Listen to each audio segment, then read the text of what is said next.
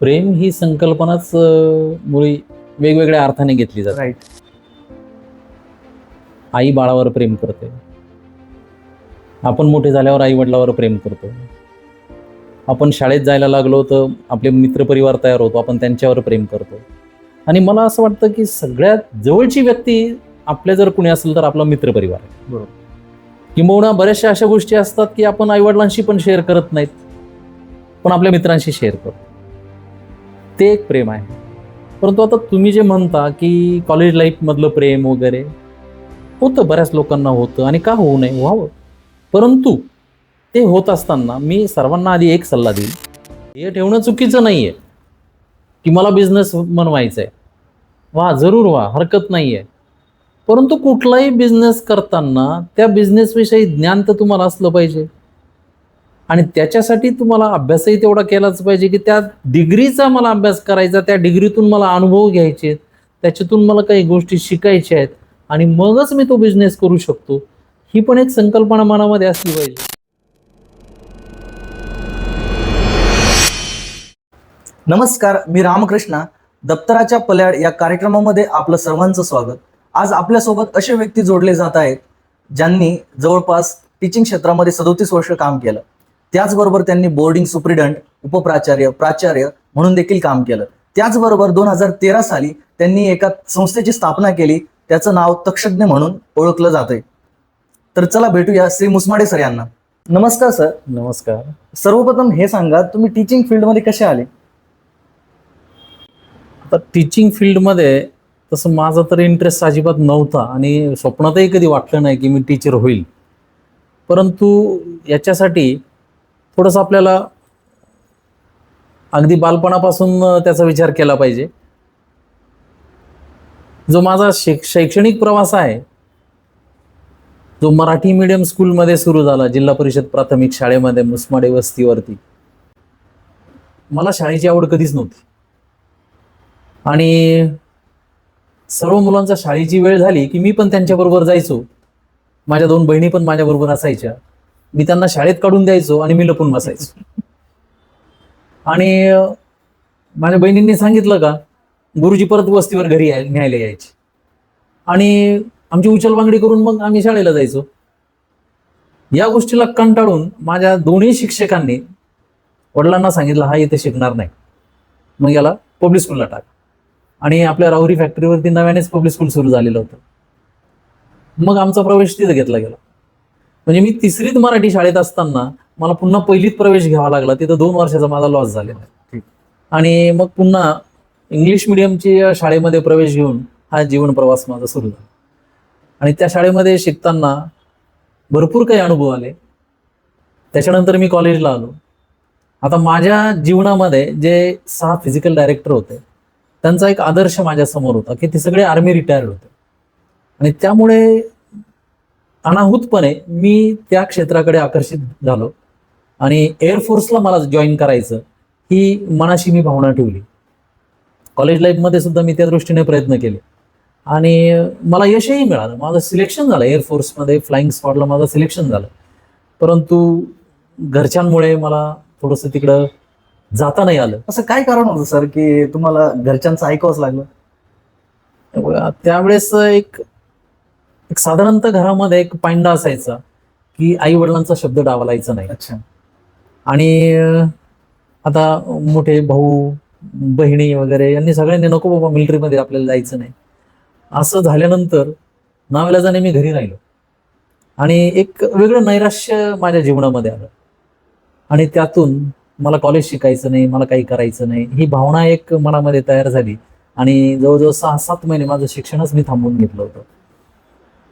त्याच्यानंतर माझे इंग्रजीचे शिक्षक माने सर इथे घरी आले माझ्याकडे आणि त्यांनी मला विचारलं, का रे बाबा, तुझ्या एवढा मोठा परिणाम तू का करून घेतला, तू कॉलेज वगैरे सगळं बंद केलं?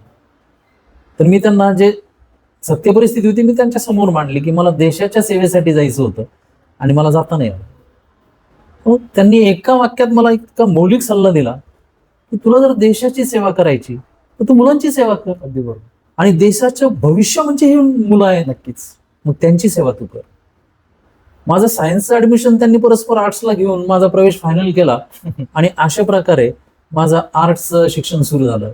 इंग्लिश माझं चांगलं असल्यामुळं स्पेशल इंग्लिश घेऊन की मी इंग्लिशचा शिक्षक व्हावा असं त्या सरांनी मला सांगितलं आणि अशा प्रकारे शिक्षणातून शिक्षकाचा प्रवास माझा सुरू झाला.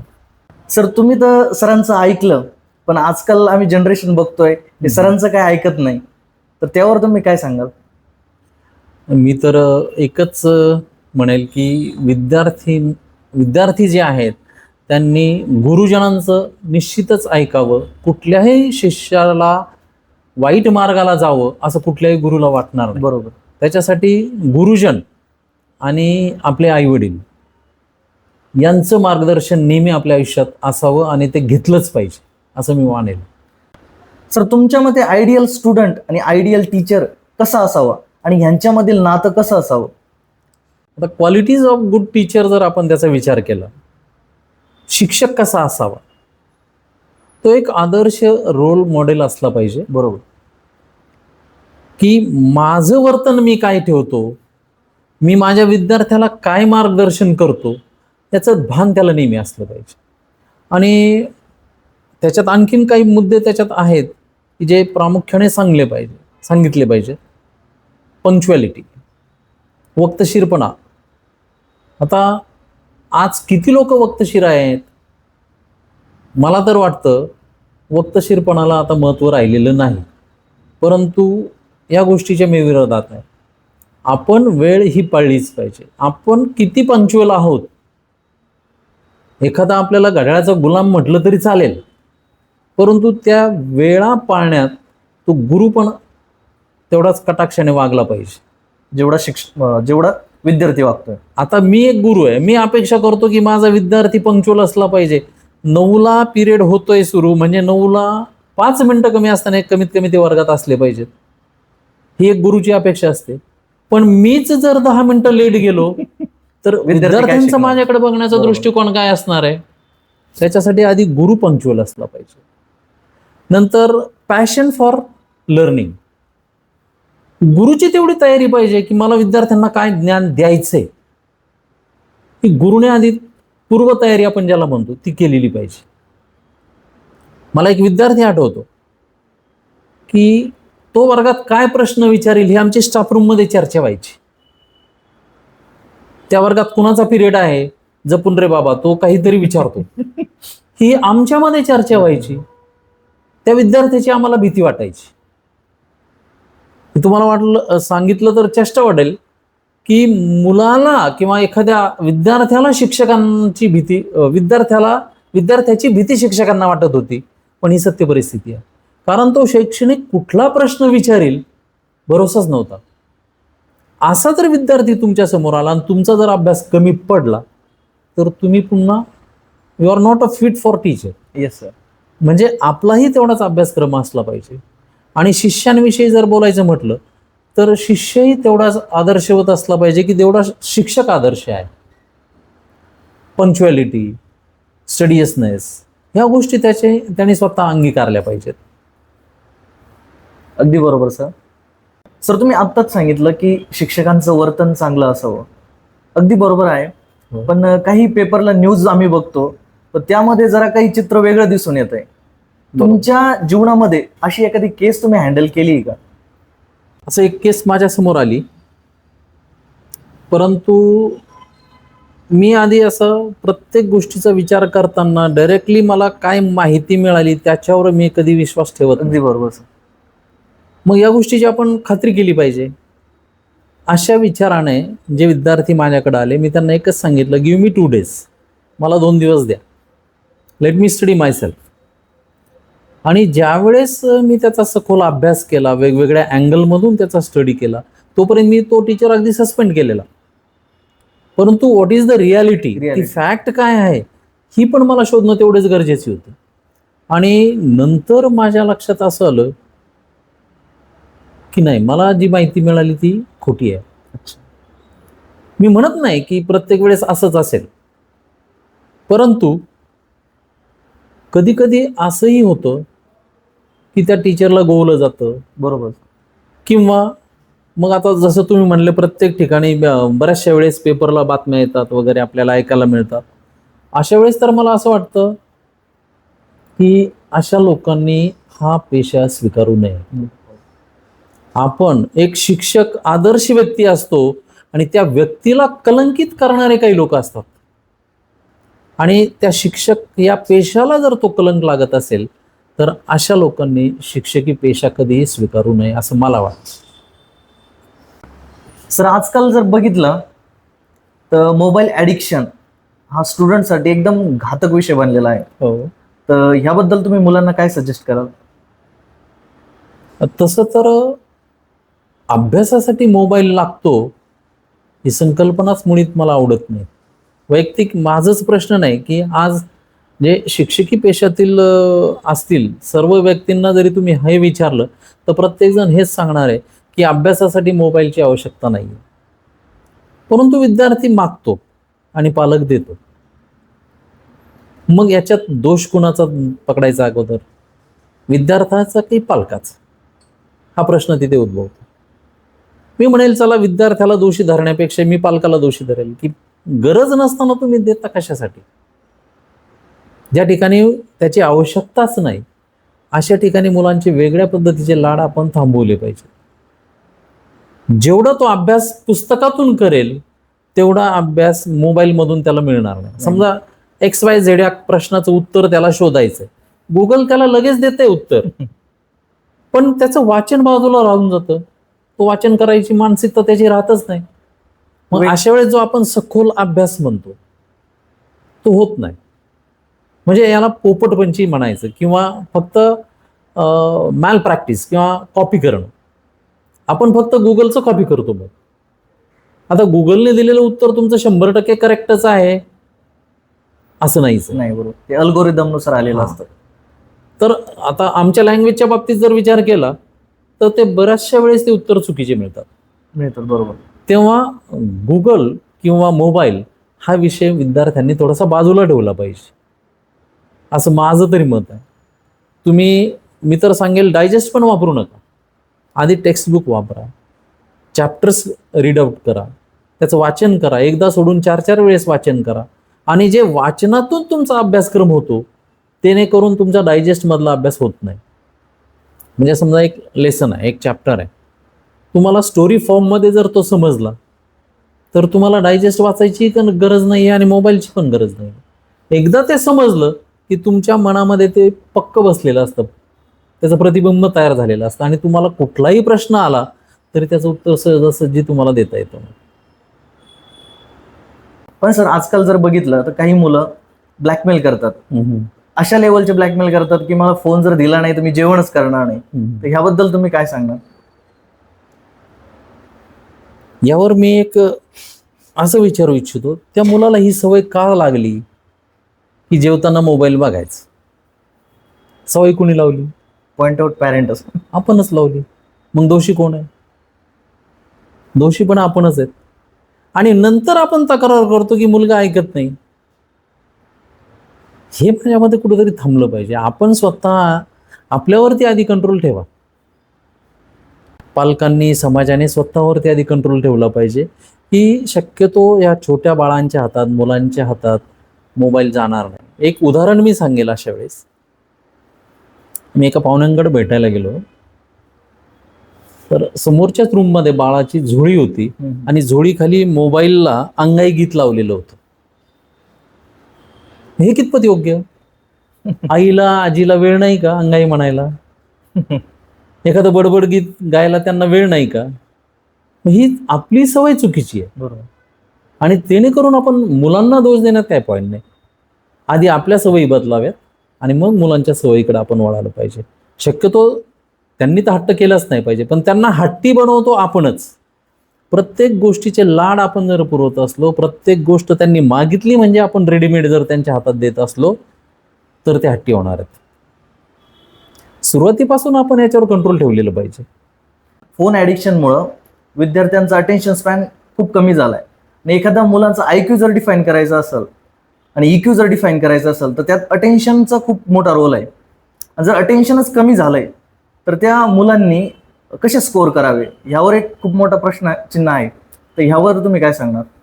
100% तुमचा प्रश्न अगदी बरोबर आहे की मुलांचं अटेन्शन कमी होत आहे आणि त्याचे कारणे आहेत मोबाईल किंवा टी व्ही किंवा इतर मीडियाज. याच्यासाठी मी तर एक असा सल्ला देईल की मुलांनी मेडिटेशन करावं. आपल्या मनावर आधी ताबा मिळवा आणि ज्यावेळेस आपण आपल्या मनावर ताबा मिळवण्याचा प्रयत्न करतो निश्चितच हे करताना आपल्या बऱ्याचशा सवयी सुटत जातात. आता फॉर एक्झाम्पल तुम्ही जर योगास किंवा मेडिटेशन्स करत असाल तर त्या मेडिटेशनचा एक असा फायदा होतो की तुमचं माइंड कंट्रोल, ज्याला आपण माइंड सेटअप म्हणतो, त्याच्यावरती तुम्हाला कंट्रोल करणं शक्य होतं. आणि मला हे करायचं नाही किंवा मी हे करणारच आहे, जे अभ्यासासाठी चांगलं आहे त्याच्यासाठी निश्चित तुम्ही पॉझिटिव्हली घेतलं पाहिजे. ॲटिट्यूड तुमचा पॉझिटिव्हच असला पाहिजे. आणि समजा फॉर एक्झाम्पल टी व्हीचा रिमोट आहे आणि मी टी व्हीच्या रिमोटला हात लावणारच नाही, हा एक मनाशी स्वतः तयार केलेला जर संकल्प आहे. संकल्प ठेवला आपण तर निश्चित त्याच्यात यश येतं. जर पालकांनी मुलांना सांगायला सुरुवात केली की टी व्ही लावू नको, टी व्ही बंद ठेव, तर मुलं ऐकणार ते नाही. बर्डन वाटतं. त्यापेक्षा आपला स्वतःचा तो कंट्रोल असला पाहिजे आणि मुलांनी तो कंट्रोल ठेवला पाहिजे. तो मेडिटेशनमुळे नक्की आणि मेडिटेशनमुळं ते सहज शक्य होतं. याच्यासाठी तुम्ही वेगवेगळे खेळ खेळा, सर, एक्सरसाइज खेळा. तुम्ही कोणत्या प्रकारचे मेडिटेशन करता? सर मी योगा करताना सर्वप्रथम माझ्या आधी सगळे योगाच मी आधी करून घेतो, जे मला फिजिकली फिट ठेवतात. पण मेंटली फिट ठेवण्यासाठी ध्यानधारणा किंवा दीपध्यान आपण ज्याला म्हणतो. आता दीपध्यान करताना की तुम्हाला कमीत कमी 20 ते 25 मिनटं एका जागेवर बसून ती धारणा करता आली पाहिजे, मनन करता आलं पाहिजे, चिंतन करता आलं पाहिजे. आणि हे करत असताना तुम्ही अभ्यासाचं पण चिंतन जर केलं तर मला वाटतं त्याचा जास्त फायदा जास्त होईल. इफेक्टिव्ह राहील. बरोबर. आणि तुमचं आत्मचिंतन किंवा मनन आपण ज्याला म्हणतो, मी केलेला अभ्यास स्वतः अवगत करून बघायचं. मला हे पाठ झालंय का, मला हे जमतंय का, की संपूर्ण गोष्टी माझ्या लक्षात राहतात का, या दृष्टीने पण त्याचा फायदा होईल. म्हणून मेडिटेशन करणं फार गरजेचं आहे आणि याच्यानुसार आपल्याला माइंडसेट आपला चेंज करायला सुद्धा मदत होते. तर तुमचा माइंडसेट तर खूप स्ट्रॉंग दिसतोय, तुम्ही डिसिप्लिनही दिसतात, खूप मोटिवेटेडही दिसतात. तुम्ही पहिल्यापासून असे आहेत की आत्ता अलीकडच्या काळात असे झाले? मी जेव्हा राहुरी पब्लिक स्कूलला शिकायला होतो तेव्हापासून जसा मी आहे तसाच आहे.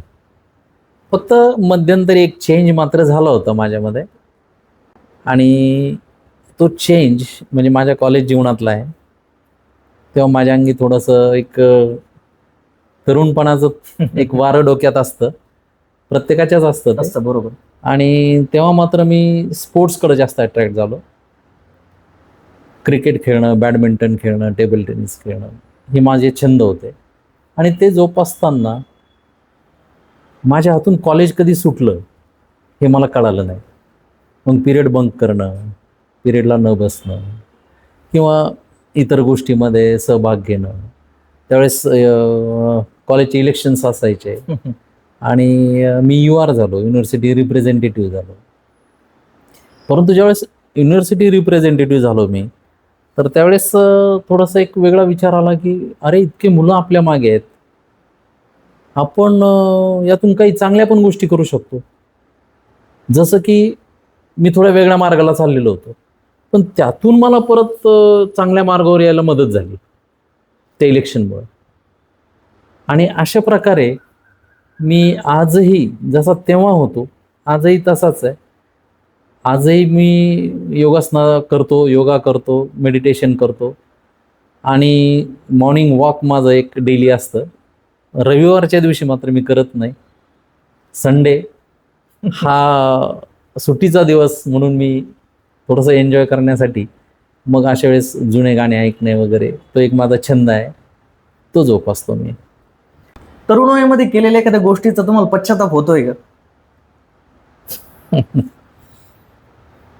बरोबर आहे सर, की मी आत्ता तुम्हाला सांगितलं गाणं की कॉलेज लाईफमध्ये एक असा प्रसंग आला की मी अभ्यासाकडून थोडंसं डायव्हर्ट झालेलो होतो आणि त्यावेळेस अगदी टुकारपणा करणं हे माझ्या जीवनात आलं होतं.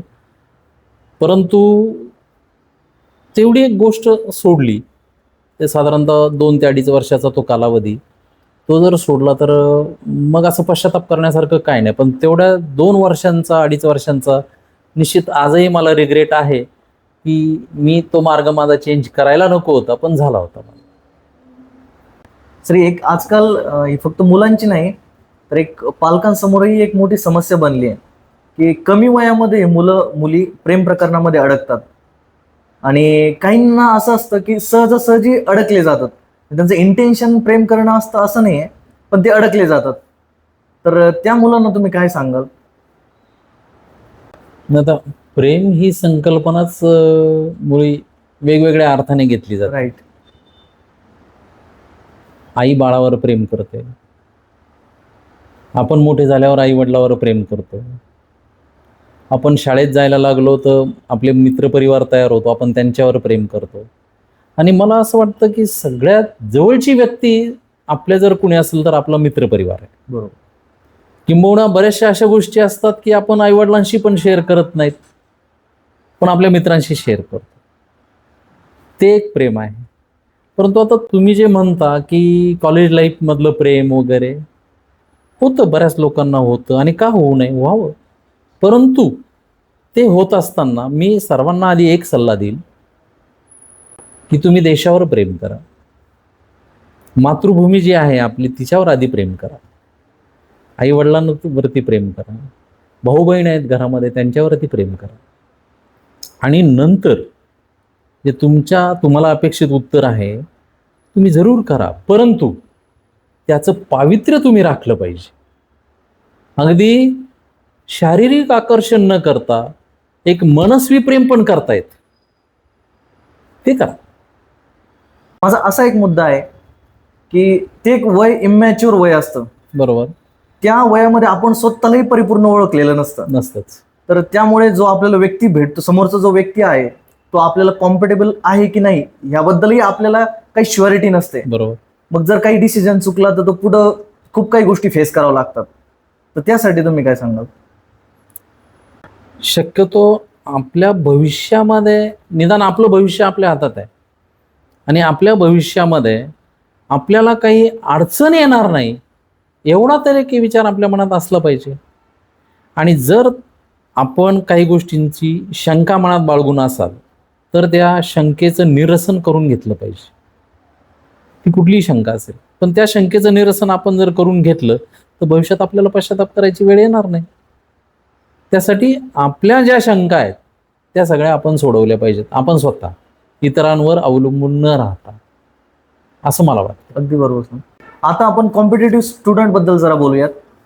रॅन्डमली एखादी एक्झाम जर असेल, जर 100 जागा असतील तर तिथं फॉर्म 5 लाख 6 लाख असे फॉर्म असतात. होय. तर सिलेक्शन होण्याचे चान्सेस खूप कमी असतात. बरोबर. जरी मुलगा हुशार असेल तरीही, कारण सर्वच हुशार मुलं त्या ठिकाणी येतात. हो. तर या सर्व गोष्टींमुळं मुलं डिप्रेशन मध्ये जाण्याचे चान्सेस असतात. बरोबर. सिलेक्शन जर नाही झालं तर पुढे फ्युचरमध्ये काय करायचं या गोष्टी. तर तुम्ही त्या मुलांना काय सल्ला द्याल? आता डिप्रेशन हा विषय फार मोठा आहे आणि तितकाच महत्त्वाचा आहे. परंतु मुलगा किंवा मुलगी डिप्रेशनकडे का जातोय त्याचं कारण आधी शोधणं गरजेचं असतं. आता शालेय जीवनामध्ये सुद्धा मुलं डिप्रेशनमध्ये जातात कधी कधी.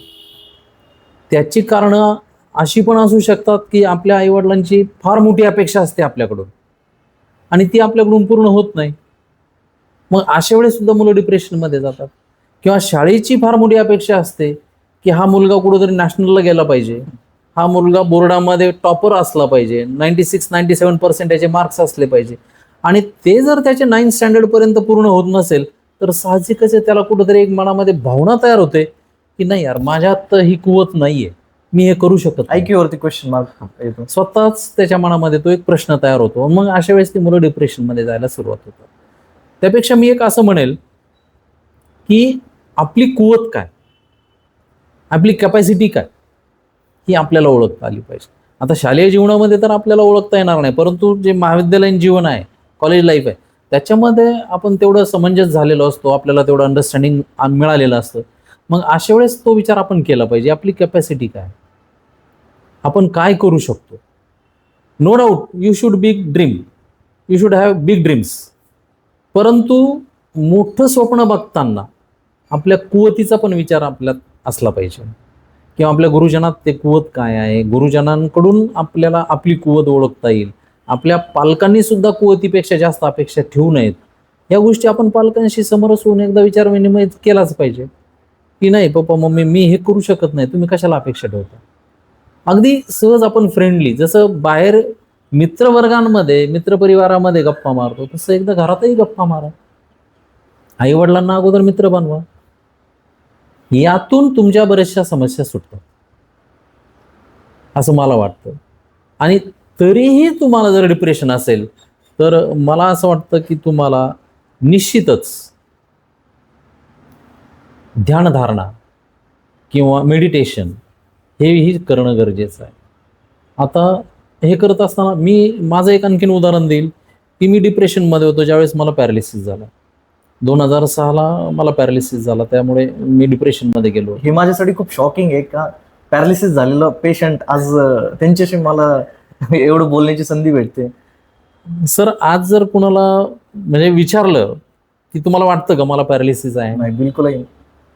परंतु 2006 हे वर्ष माझ्यासाठी इतकं वाईट होतं की नेमकं माझ्या मुलाची 12वीची परीक्षा आणि मला पॅरालिसिस स्ट्रोक झाला. मी हॉस्पिटलाइज झालो.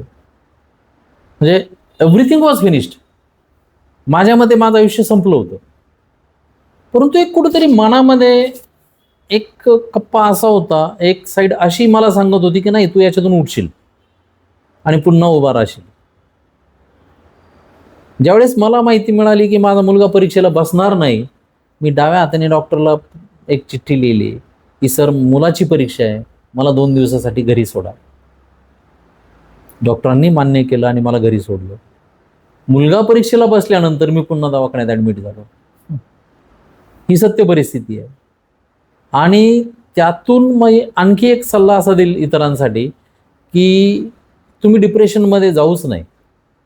एक माइंडसेट स्ट्रॉंग असेल तर तुम्ही डिप्रेशनमध्ये जाणार पण नाही. फक्त तुमचा माइंडसेट तेवढा स्ट्रॉंग असला पाहिजे. म्हणजे आपण ज्याला मनोबल म्हणतो, हे मनोबल स्ट्रॉंग असलं पाहिजे. मेडिटेशन करत असताना जे चेंजेस आपल्याला जाणवतात, निश्चित काही प्रकारचे चेंजेस आपल्याला जाणवतात. जसे की आपल्या माइंडसेटमध्ये बदल होतो, आपल्या ब्रेन पॉवरमध्ये बदल होतो आणि आपली कॅपॅसिटी वाढते प्रत्येक गोष्टीमध्ये.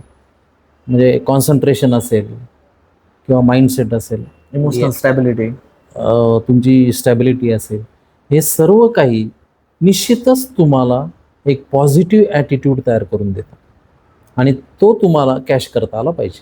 जो पॉझिटिव्ह ॲटिट्यूड तुमच्यामध्ये तयार होईल तो कॅशमेंट झालेला पाहिजे. डिजिटलायझेशनमुळं एज्युकेशनमध्ये खूप चेंजेस झाले. तर तुम्ही ज्यावेळेस 1986ला स्टार्ट केलं तर त्यावेळेस आणि आज काय काय चेंजेस तुम्ही बघितले? आता जसा काळ बदलतो तशा बऱ्याचशा गोष्टी आपल्यालाही बदलून घ्याव्या लागतात, आपल्या स्वतःमध्ये काही बदल करावे लागतात. आता ज्यावेळेस मी 86ला जॉईन केलं तेव्हा मोबाईल वगैरे काहीच नव्हते. हळूहळू ते चेंजेस होत गेले आणि चेंज आपल्याला स्वीकारले पाहिजे. परंतु हे स्वीकारत असताना आपल्याला त्याचं इम्प्लिमेंटेशन काय करता येईल त्यावर विचार केला पाहिजे. आता आज for example audio video boards वर्गामध्ये बसता येत, त्याचा मुलांना खूपच फायदा होतो. म्हणजे व्हिज्युअलायझेशन करायला सोपं हा, होतं, अगदी imagine करायला सोपं जे होतं. आपण वर्गात ओरली शिकतोय ते प्रॅक्टिकली आपल्याला बघायला मिळतं स्क्रीनवरती. समजा फॉर एक्झाम्पल ब्लड सर्क्युलेशन कसं आहे, तुमचं हार्टचं पंपिंग कसं आहे, त्याचे 4 चेंबर्स जे आहेत ते कसे आहेत, हे तर तुम्ही दाखवू शकत नाही विद्यार्थ्यांना, परंतु स्क्रीनवरती तुम्ही आज त्यांना व्हिज्युअलाइज करू शकता आणि जेणेकरून मुलांना ते फार उपयोगी पडतं समजून घेण्यासाठी. मला असं वाटतं की हा चेंज फार महत्त्वाचा आहे आणि तो आता पॉझिटिव्हली आहे सगळ्यांसाठीच. एक 10 वर्षानंतर तुम्हाला असं काय वाटतं, तुमचा एवढा एक्सपिरियन्स काय सांगाल की 10 वर्षानंतर एज्युकेशन सिस्टम आपलं कुठं असेल? आता हल्लीची जी एज्युकेशन सिस्टम होती, तर मला असं वाटतं आता नवीन जी एज्युकेशन पॉलिसी इंट्रोड्यूस झाली आहे 2025 नंतरची, त्याच्यामध्ये विद्यार्थ्याला 8वी आपलं करिअर चूज करायला संधी मिळते. म्हणजे माझी आवड काय, त्यानुसार मी काय निवडलं पाहिजे, आवड तशी निवड, ही संधी आता विद्यार्थ्याला मिळते आणि मिळणार आहे भविष्यामध्ये. आणि याचा फायदा विद्यार्थ्यांना निश्चित होईल. आता फॉर एक्झाम्पल, आता पूर्वीचा जो विद्यार्थी होता, अगदी 10वी नंतर काय हा मोठा प्रश्न त्याच्यासमोर होता, मी काय करायचं, काय केल्यानंतर काय होणार आहे, याचं काहीच ज्ञान नसायचं. आणि त्यावेळेस आईवडीलही एवढे असे शिकलेले नसायचे की ते विद्यार्थ्याला गाईड करतील, मुलांना गाईड करतील. किंवा शिक्षकांना काही विचारायला जायचं तर एक वेगळी भीती त्या मनात असायची की शिक्षक मला सांगतील का, नाही तर मला फटकवतील, मला मारतील, ती एक वेगळी भीती असायची. आणि अशा ह्याच्यातून विद्यार्थी करिअर घडवत होते. परंतु आजची परिस्थिती मात्र फार वेगळी आहे.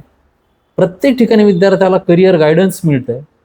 भविष्यामध्ये मला काय करायचंय हे अगदी सुरुवातीपासून आईवडील सुद्धा त्याच्याबद्दल आता जागरूक झालेले आहेत आणि त्या विद्यार्थ्याला प्रत्येक ठिकाणी गाईडलाईन्स मिळत आहेत. जेणेकरून नवीन अभ्यासक्रमामध्ये आता तर असं आहे की 8वी विद्यार्थ्याला ती संधी मिळणार आहे. पूर्वी 12वी नंतर मला काय करायचंय, माझं करिअर मी काय करणार आहे, अशी सिच्युएशन असायची. परंतु आता परिस्थिती खूप बदललेली आहे आणि याचा निश्चितच विद्यार्थ्यांना फायदा होणार आहे. सध्याची एज्युकेशन पॉलिसी या कंट्रीच्या ग्रोथसाठी सफिशियंट आहे की आणखी काही इम्प्रूव्हमेंट हवी आहे? सर, मला तर असं वाटतं आत्ताची जी एज्युकेशन पॉलिसी आहे, बघा पूर्वी एक संकल्पना अशी होती की विद्यार्थ्याला लिहिता आलं पाहिजे, वाचता आलं पाहिजे. 2005-06 नंतर एक वेगळी पॉलिसी शासनाने आणली. मला वाटतं तिथे फार मोठी चूक आपण केलेली आहे. विद्यार्थ्याला नापासच करायचं नाही. मग विद्यार्थी जर नापास होणार नसेल तर त्याला कशाची भीती राहिली? बिलकुल नाही. कशाचीच नाही. मग विद्यार्थी अभ्यासाकडून थोडासा डायव्हर्ट झाला. त्याचा परिणाम ना विद्यार्थ्याला अभ्यासाची भीती राहिली, ना शिक्षकाची भीती राहिली, ना आईवडिलांची भीती राहिली. आणि तो अभ्यासाकडून पूर्णपणे डायव्हर्ट झालेला आहे. मग अशा वेळेस हा दोष द्यायचा कुणाला? ही शासकीय पॉलिसी आहे, हा दोष कुणाचा? हा प्रश्न आहे माझा. आता कोणीतरी रिस्पॉन्सिबिलिटी घेणं खूप गरजेचं आहे. शिक्षक म्हणतो की नाही तो अभ्यासच करत नाही, त्यांना आपण नापासच करायचं नाही तर तो कशाला अभ्यास करल. पालक म्हणतात नाही नाही ठीक आहे, नाही करत तर नाही करू देत. परंतु विद्यार्थी भरकटला याचं भान कोणालाच राहिलेलं नाही. आता नवीन एज्युकेशन पॉलिसीमध्ये आला येते की 5वीला पण विद्यार्थी नापास करा आणि 8वीला पण विद्यार्थी नापास करा, 9वीला पण विद्यार्थी नापास करा. हे कुठंतरी आता ते शहाणपण आपल्याला आलंय शैक्षणिक धोरणांमध्ये. नाहीतर आपण पूर्णपणे डायव्हर्ट झालेलो होतो आणि आपला परिणाम म्हणजे शासकीय पॉलिसीचा परिणाम विद्यार्थ्यांनी गैरफायदा घेतला आणि 9वी येईपर्यंत त्या मुलाला अभ्यासाचं काहीच ज्ञान नसायचं. हे अत्यंत घातक आपल्या समाजासाठी ठरलेलं आहे आणि देशासाठी ठरलेलं आहे. बरोबर. म्हणजे देशाचा IQ आपण स्वतः घटवलेला आहे असं मला वाटतं. आता नवीन शैक्षणिक धोरणामध्ये सेंट्रल गव्हर्नमेंटनी जे 1 नेशन 1 सिलेबस केला, आता मला वाटतं फार थोड्या राज्यांमध्ये याची अंमलबजावणी झाली आहे आणि त्याचप्रमाणे आपल्या महाराष्ट्र सरकारने सुद्धा त्याची अंमलबजावणी केली आहे. निश्चितच हे चांगलं पाऊल आहे. आता जिल्हा परिषदेच्या शाळांना सुद्धा CBSEचा सिलेबस येणार आहे. 100% ही चांगली गोष्ट आहे की आपण कुठंतरी अपग्रेड होतोय, आपली शैक्षणिक दर्जा कुठंतरी सुधारतोय. परंतु मला असं वाटतं की हे सगळं करत असताना त्या शाळेमधील शिक्षक तेवढा सक्षम आहे का, जो CBSEचा सिलेबस तिथं शिकवू शकेल, मुलांच्या गळी उतरवू शकेल, या लेवलचा शिक्षक तिथं आहे का? किंवा याच्यासाठी मग शिक्षकांना काही ट्रेनिंग देणं गरजेचं आहे का? यावर निश्चित शासनाला विचार करावा लागेल आणि केलाच पाहिजे. आणखी दुसरी गोष्ट एक अशी आहे की जे सिनियर शिक्षक झालेले असतात मला का 2 वर्षाने रिटायरमेंट आहे, 3 वर्षाने रिटायरमेंट आहे, अशा वेळेस ते स्वतःला अपडेट करत नाहीत, अपग्रेड करत नाहीत. मग याच्यासाठी शासनाने त्यांच्याही काही परीक्षा ठेवाव्यात का, असा एक विचार त्यांनी निश्चित शासनाने केला पाहिजे. आणि जर खाजगी संस्था असतील तर खाजगी संस्थांनी त्या परीक्षा घ्याव्यात, की स्वतःचे टीचर्स अपग्रेड करावेत. निश्चितच त्याचा फायदा विद्यार्थी वर्गाला होणार आहे. आणि शिक्षकही तेवढा सजग राहील की नाही, मलाही टेस्ट द्यायची, मला फक्त विद्यार्थ्यांची टेस्ट नाही घ्यायची, तर मला पण मलाही टेस्ट द्यायची आहे, हा सजगता त्याच्यामध्ये पण राहील.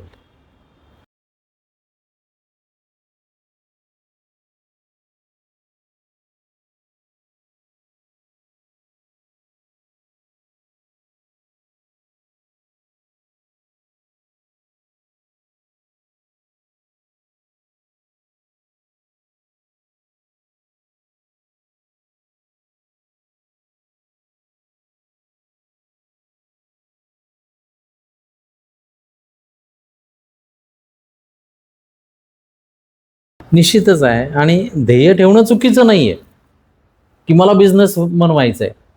वा, जरूर वा, हरकत नाहीये. परंतु कुठलाही बिझनेस करताना त्या बिझनेसविषयी ज्ञान तर तुम्हाला असलं पाहिजे. आणि त्याच्यासाठी तुम्हाला अभ्यासही तेवढा केलाच पाहिजे, की त्या डिग्रीचा मला अभ्यास करायचा, त्या डिग्रीतून मला अनुभव घ्यायचे आहेत, त्याच्यातून मला काही गोष्टी शिकायच्या आहेत, आणि मगच मी तो बिझनेस करू शकतो. ही पण एक संकल्पना मनामध्ये असली पाहिजे. त्या विद्यार्थ्यांनी एक करावं, निश्चित ध्येय ठेवा तुम्ही, परंतु त्या बिझनेससाठी लागणारा जो अभ्यास आहे तो कसा करणार? अनुभवातून शिकणार का प्रत्येक गोष्ट? त्याच्यापेक्षा तुम्ही आधी त्या बाजूचा अभ्यास करा, त्याचा स्टडी करा, डिग्री घ्या. फॉर एक्झाम्पल, जसं ऑटोमोबाईलचं तुम्हाला करायचं, तर डिग्री घ्या ना, त्या दृष्टीने एखादं इंजिनिअरिंग करा, त्याच्यातून अभ्यास मिळवा, ज्ञान मिळवा, आणि मग बिझनेस करा. तो आणखीन यशस्वी होईल. बरोबर. डायरेक्टली मला दुकान टाकायची आहे, चालेल का? बहुतांशी मग अशा वेळेस बंद पडतं, की आपल्यालाच ज्ञान नाहीये, आपल्यालाच त्याचं नॉलेज नाहीये. त्यापेक्षा ध्येय ठेवताना त्या ध्येयाचा अभ्यास सुद्धा आपण तेवढाच केलेला पाहिजे, असं मला वाटतं. आता आम्ही जी एबीसीडी शिकलो, A for apple, B for ball, बरोबर. C for cat, D for dog. पण आता असं कुठंतरी वाटायला लागलंय की आता मुलांना अशी एबीसीडी शिकण्याची खूप गरज आहे. ए फॉर अँगर, B for boldness, C for confidence, D for daring, E for excitement, F for fear, G for guts. अशा गोष्टी शिकण्याची खूप गरज आहे मुलांना. या बाबतीत मी असं म्हणेल की A for apple, B for boy, C for cat, D for dog, हे जे त्यावेळेस शिकवलं गेलं, की हे सर्वसामान्यांना इझिली बघायला मिळत होतं. त्याच्यामुळे ती ग्रास्पिंग लवकर व्हावं, हा हेतू त्यावेळेस डोळ्यासमोर होता. आणि आज तुम्ही जे म्हणता की काळानुसार बदल झाला पाहिजे, व्हावा, निश्चित व्हावा. आणि प्रत्येक शिक्षकाने स्वतःमध्ये आपल्याकडं नाविन्य काय आहे, शिकवण्याच्या कौशल्यामध्ये प्रत्येक ठिकाणी बदल, आता नवीन नवीन बदल तुमच्यात दिसले पाहिजेत, आणि शिक्षकाने याच्यासाठी जागरूक असलं पाहिजे. हरकत नाही, आपण जर नवीन बदल केले तर चांगलंच आहे, परंतु ते मुलांच्या गळी उतरवणं हे शिक्षकाच्या हातात आहे. मग मुलांना ते पडलं पाहिजे. गळी उतरवणं हा एक भाग राहिला, आणि एक दुसरा भाग राहिला की ह्या जनरेशनचा इक्यू खूप कमी झालेला आहे. मुलं अशी क्विकली अँगर दाखवतात. हो. मग या अशा गोष्टींसाठी नाही, मग अशी मी जसं म्हटलं की रागावर जर नियंत्रण ठेवायचं असेल, मुळात हा राग का येतो आणि राग आल्यानंतर काय होतो, हा एक भाग त्याच्यामध्ये आहे.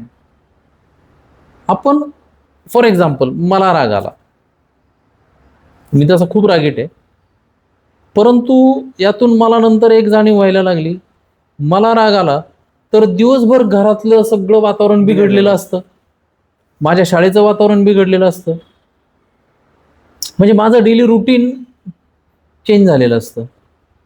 मग हा चेंज व्हावा की नाही व्हावा, मग आपल्या रागावर आपण कंट्रोल कसं ठेवायचं, याच्यासाठी मी पुन्हा एक त्याच मुद्द्याकडे येईल की तुम्ही मेडिटेशन करणं गरजेचं आहे.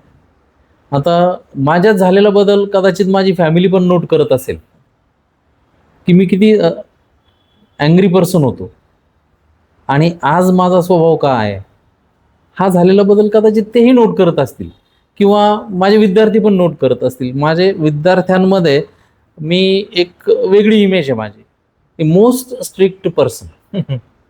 ही इमेज आजही माझी टिकून आहे.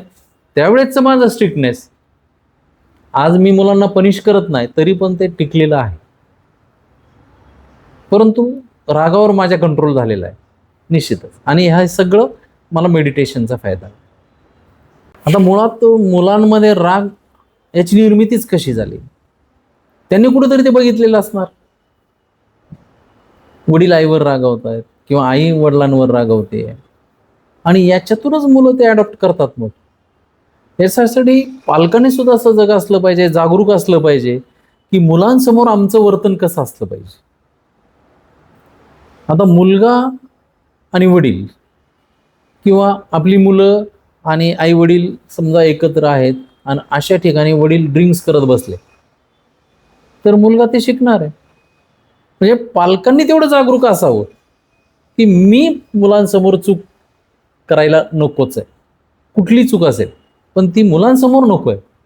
त्याचप्रमाणे आता शिक्षक, शाळेमध्ये शिक्षकांकडे मुलगा ताब्यात असतात शिक्षकांच्या, आणि अशा वेळेस शिक्षकांमध्ये जर वाद उफाळून आले तर ते सुद्धा शिक्षकांना टाळता आले पाहिजे. त्यांनाही तो रागावरचा कंट्रोल सांभाळता आला पाहिजे, जेणेकरून विद्यार्थ्यांवर त्याचा परिणाम होऊ नये. म्हणजे हे आपलं पुन्हा तिथेच येईल. आपली फॅमिली कशी आहे की आपण ज्याला कुटुंब व्यवस्था म्हणतो, समाज व्यवस्था म्हणतो, या सर्व व्यवस्था या रागाला जबाबदार असतात आणि त्याच कारणीभूत आहेत की याच्यावर आपल्याला कंट्रोल पण करता येईल. असं एखादं पुस्तक ज्याने तुमच्या जीवनावरती खूप प्रभाव केलाय? तर मी तर प्रत्येकाला सल्ला देईल, आणि ते विद्यार्थी असेल, पालक असतील, की प्रत्येकाने छावा हे वाचलं पाहिजे. तसंच विंग्स ऑफ फायर हे पुस्तक आहे, ते वाचावं. अशी अनेक पुस्तकं आहेत की जी वाचनीय आहेत, ज्याच्यातून खूप काही ज्ञान आपल्याला मिळवता येईल. खूप पुस्तकं आहेत अशी. निश्चित वाचन हे आपण केलं पाहिजे आणि यातूनच वाचन संस्कृती जोपासली पाहिजे. पालकांनी जर वाचन करण्याची सवय लावून घेतली तर निश्चितच विद्यार्थ्यांना ती सवय लागायला वेळ लागणार नाही. त्यासाठी वाचन हे असलंच पाहिजे. खूप खूप धन्यवाद सर, तुम्ही खूप मोलाचं मार्गदर्शन केलंय मुलांना. धन्यवाद आणि खूप सारी हेल्प होईल. धन्यवाद. Once again thank you. खूप खूप धन्यवाद तुम्हालाही. दप्तराच्या पल्याड परत एकदा घेऊन येईल अशाच यशवंत लोकांना त्यांच्या यशोगाथा सांगण्यासाठी. थँक्यू.